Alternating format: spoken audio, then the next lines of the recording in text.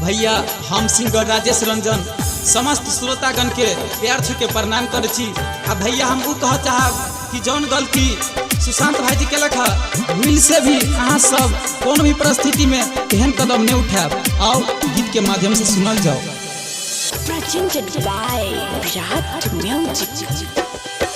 कसुर कोन कहलायो भैया ले लिये फसरी लगाए। कसुर कोन कहलायो भैया ले लिये फसरी लगाए। हमारा सबके भैया गेलिए अहाँ कनाई। हमारा सबके भैया गेलिए अहाँ कनाई। पूरा देश कन्हैया कोना के कहरत विदाई। पूरा देश कन्हैया कोना के कहरत विदाई।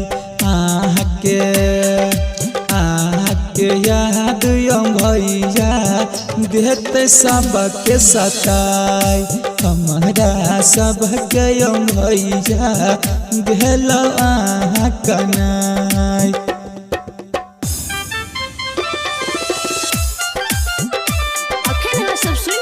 मदना से विराट म्यूजिक के शानदार प्रस्तुति।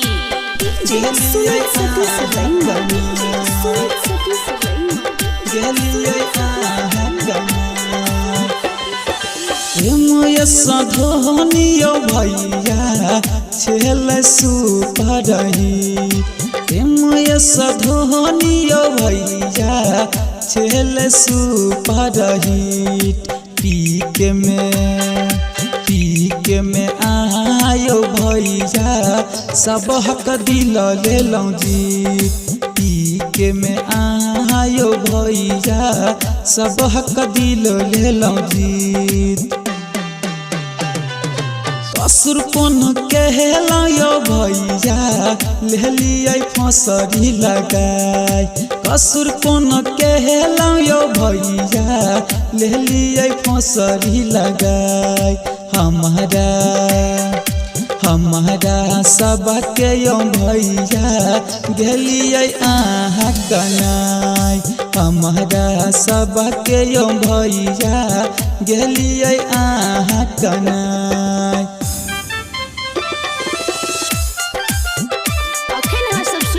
मदना से विराट म्यूजिक के शानदार प्रस्तुति।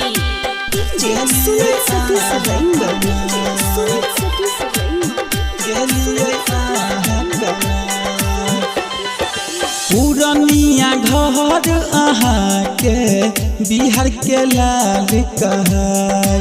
पुरनिया घर अहाँ के मिथिला के लाल कहै। आही जे लह गेलौं फसरी छोटा को ले लगाई। आही जे लह गेलौं फसरी छोटा को ले लगाई।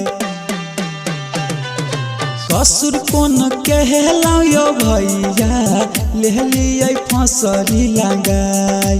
कसुर कोन कहलायो भैया ले लिये फसरी लगाई।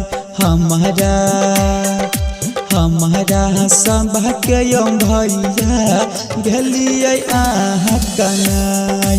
हमारा सबके भैया गेलिए अहाँ कनाई।